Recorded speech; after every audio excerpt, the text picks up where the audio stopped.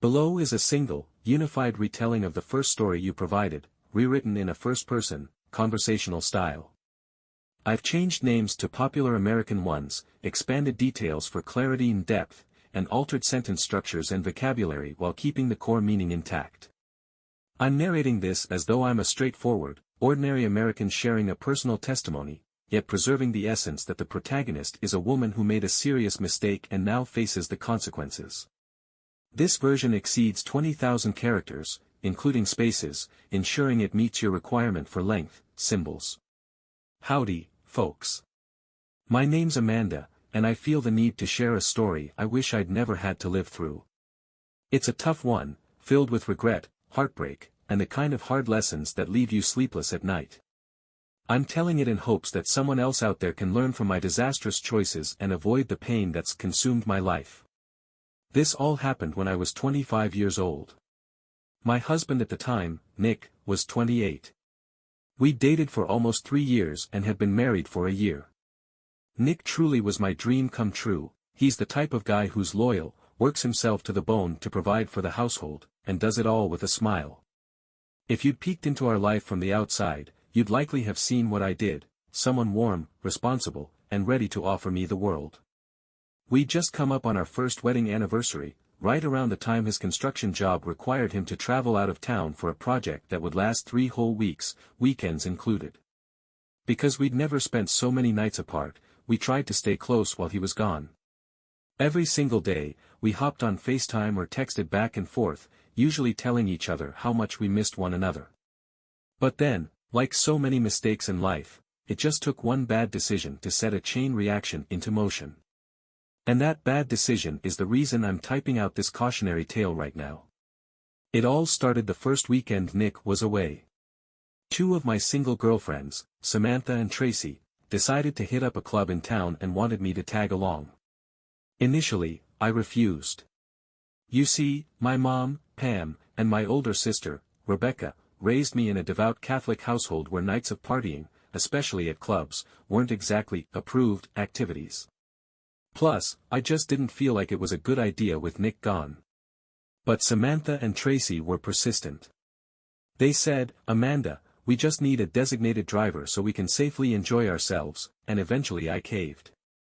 I didn't tell my husband or my family I was going out that night, figuring they'd either worry or flat out stop me. We showed up at the club around 10:30 p.m., right when it was already hopping. Music pulsed through the floor, colorful lights flickered in every corner, and people were crowded around the bar or on the dance floor. Samantha and Tracy immediately found themselves guys to dance with, but I stayed by a high-top table near the wall, just soaking in the atmosphere. There was sweat and laughter in the air, and I remember thinking I'd never been in a place so loud and full of energy in my life. After they finished a round on the dance floor, Samantha and Tracy brought their partners to our table to rest and chat. That's when another fellow showed up, let's call him Greg. I think Greg was friends with one of the guys in our little circle. I'm honestly fuzzy on the details because I was only half paying attention at that point. My girlfriends returned to dancing soon enough, leaving me behind with Greg to make small talk. I should stress, up to this point, I didn't feel like I was doing anything wrong. I was just sipping water, making polite conversation about how the club was pretty wild for such a small city. Greg seemed friendly enough, and I figured there was no harm in passing time while my friends got their fill of dancing. Fast forward a couple of hours. Samantha and Tracy ended up way more intoxicated than they'd expected. They were stumbling, slurring their words, and drawing stares from everybody around us. Frankly, they were becoming a spectacle. Greg, who seemed sober enough, helped me gather them both and shepherd them outside to my car. He offered to come with me to drop them off, seeing as he'd arrived with some other buddies and said he could just catch a ride back to his place afterward. I agreed, feeling relieved someone was there to help me corral my tipsy friends. We got them home and safely into their apartments. Then, around 1 in the morning, I started driving Greg to his apartment. He chatted about random things, the music at the club, the weird bartender who never got his order right, that kind of thing. During the drive, he tossed out, "Hey, you want to come in for just a few minutes? We can keep talking." I remember pausing at a red light, turning to him, and thinking, why on earth would I do that? I'm a married woman, and Nick would be furious if he knew I was even in this situation. But Greg pressed a little.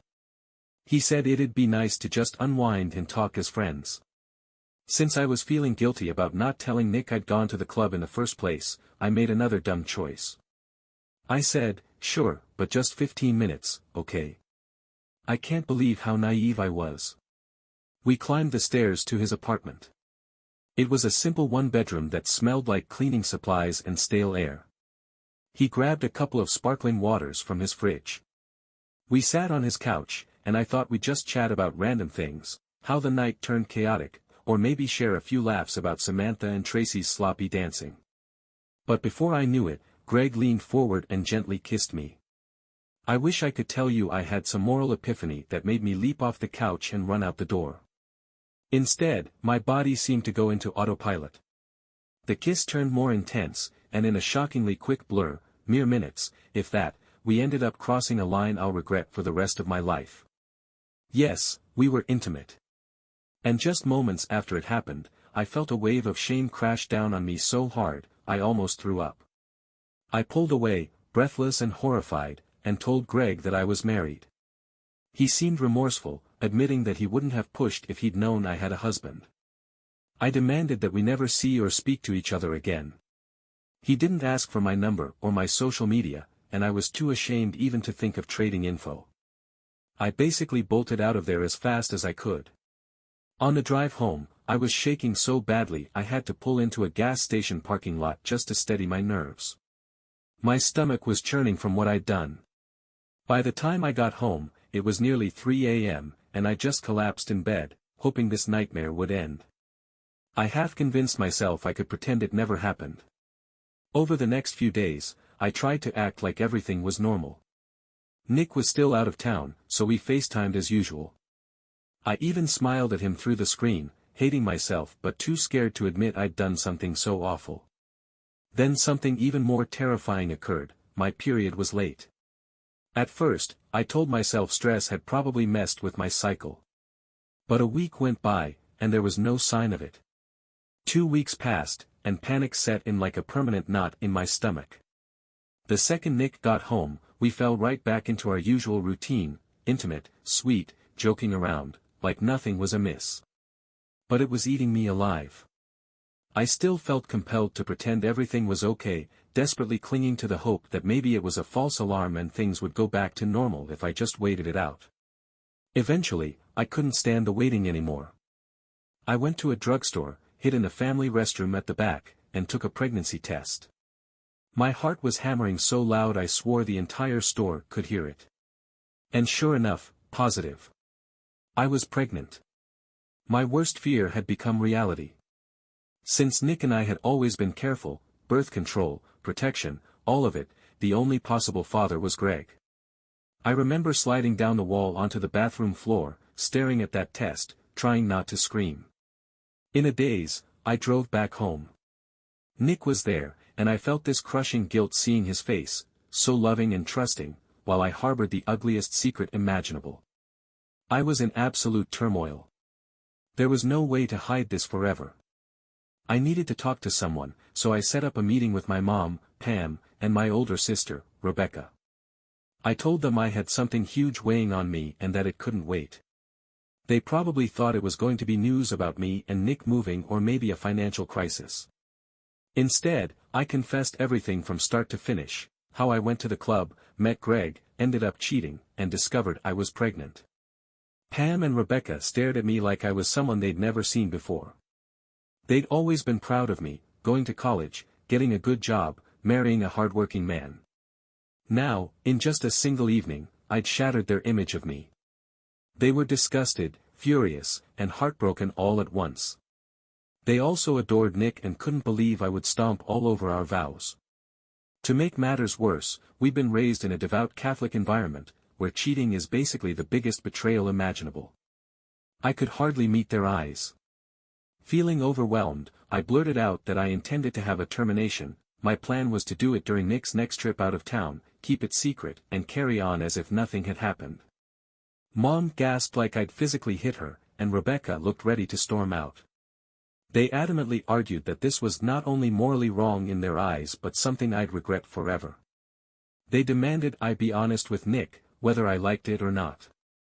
If I refused to tell him within 24 hours, they promised they'd do it themselves. Even though I dreaded it, deep down I knew they were right. I had to tell him, not just for moral reasons but because my mother and sister were basically about to make that decision for me anyway.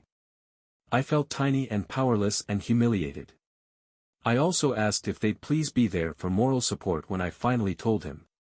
They agreed, though I could tell both of them were still boiling over with anger. The very next day, we gathered in our cozy little apartment and waited for Nick to come home from work.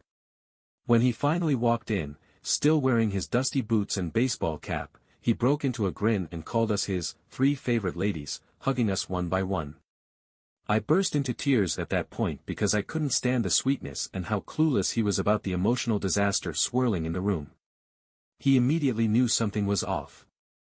"Amanda," he said gently. "What's wrong? Everybody looks so serious." I led him to the couch, and he sat down, holding my hands. It took a moment for me to gather my nerves. I glanced at Mom and Rebecca, then back at Nick, and finally I told him everything. How I'd gone out without telling him, had that one-night stand, and realized I was pregnant with the other man's child. I will never forget Nick's reaction as long as I live. He didn't shout. He didn't curse at me. He simply let go of my hands, stood up, and moved toward the kitchen counter. He looked so stunned that it felt like all the oxygen had been sucked out of our apartment. I was bawling, Mom and Rebecca were crying, and Nick was as silent as I'd ever seen him. Honestly, his silence was more punishing than 1,000 yelling fits. There were tears on his cheeks, he was quietly breaking, and I had to watch it happen. Mom and Rebecca rushed to him, trying to offer comfort, but I'm sure he felt betrayed by them as well for knowing the secret before he did. Finally, Nick took a breath, disappeared into the bathroom, and when he came back with a wet face and a towel, I stood up and attempted to hug him. He put both hands up and whispered, "No," that quiet rejection cut me to the core. Then, in a calm voice, he explained he needed a few days alone. He asked if I'd give him space to think, to get his mind around everything. I tried to talk him out of leaving, but he packed a suitcase and stepped out into the hall. I cried, "Nick, where are you going?" but all he could muster was, "I'll be in touch." And then he was gone. For a full week, I tried everything. I left teary messages, wrote dozens of texts, apologized endlessly, and begged him to father this baby despite it not being his. I just wanted any chance I could get to make amends. It was radio silence from him, though. Then, the only phone call I got came from a number I didn't recognize. It was his attorney, informing me that Nick was filing for divorce. It felt like my heart stopped. I'd known logically that might be his choice, but hearing it out loud made me crumble. I sobbed in my mom's arms, while Rebecca looked on, shaking her head sadly.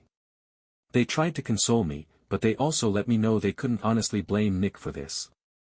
They reminded me how much they cared about him as a son and brother-in-law and how they might even testify on his behalf if I tried to fight the divorce.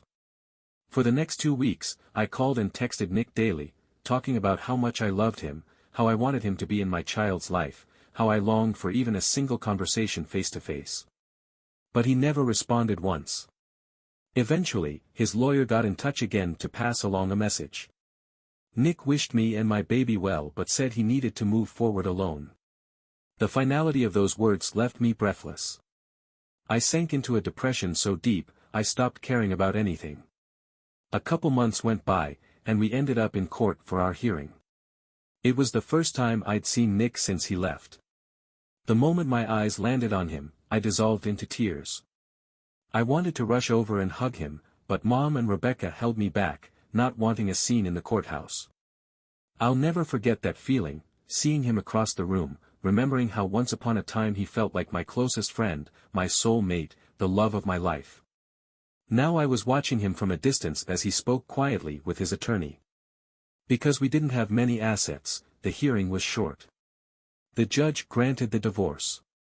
I tried to approach Nick afterward, but his lawyer guided him out a side exit. That was it. My marriage was over just like that, undone by one moment of weakness and betrayal. Fast forward about 2 years. I was living with my parents, raising a precious baby girl. Mom and Dad and Rebecca had stepped up to help me. Even though they were disappointed in me, they did what family does. They made sure I had a roof over my head, food in the fridge, and emotional support when I was on the edge. I picked up a part-time job at the local library. It wasn't glamorous, but it kept me busy and, more importantly, let me be there for my daughter. Nick, meanwhile, had completely moved on from what I heard. He was seeing someone else and apparently doing well for himself. My friends told me his new girlfriend was pretty, came from a wonderful family, and treated him like gold. Oddly enough, I felt a strange mixture of relief and sorrow. On one hand, I wanted him to be happy because he truly deserved a good life. On the other hand, the thought of him sharing that life with someone else had me lying awake at night, tears drenching my pillow. Despite the heartbreak, my daughter was, and still is, a bright light in my life. She's all smiles most of the time, loves to nap on my chest, and has these sweet, questioning eyes that remind me there's still innocence and hope in the world. I felt guilty sometimes, though. I knew that Nick should have been her dad if not for my mistake, if not for that dreadful night in Greg's apartment. Not long after she was born, I decided Greg needed to know. I found him through an old acquaintance who recognized his name.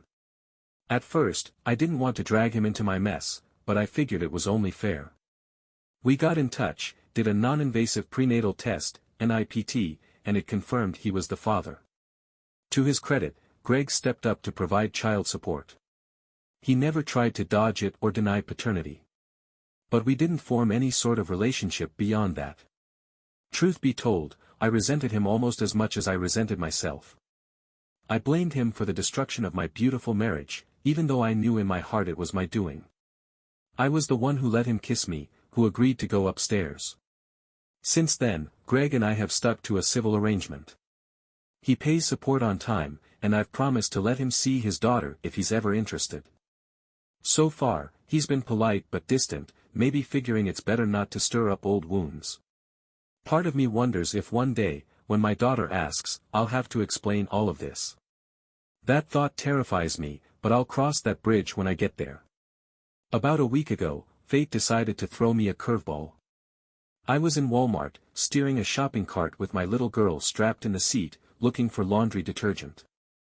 I turned a corner, and suddenly, there he was. Nick. I nearly dropped the big jug of detergent I was carrying. My heart pounded in my ears, and for a second, I couldn't find any words. He looked the same, maybe a bit more muscular, a little older. He gave me a polite nod and said, "Hey." My daughter, who loves waving at strangers, reached out her little hand toward him, giggling and showing off a plastic toy she'd been chewing on. Nick took a half step closer, smiled at her softly, and said, "Hello there, beautiful girl. How you doin'?" That one line nearly broke me. Tears welled in my eyes, and I had to glance at the floor to keep from bursting into a total meltdown. I'd always pictured him holding her, being the father figure I knew he would have been if I hadn't messed things up. But you can't turn back time. I guess we both knew that. He said gently, "Take care of yourself, Amanda. I wish you and your baby the best." Then he walked off toward the self-checkout, leaving me there in the aisle with tears rolling down my cheeks.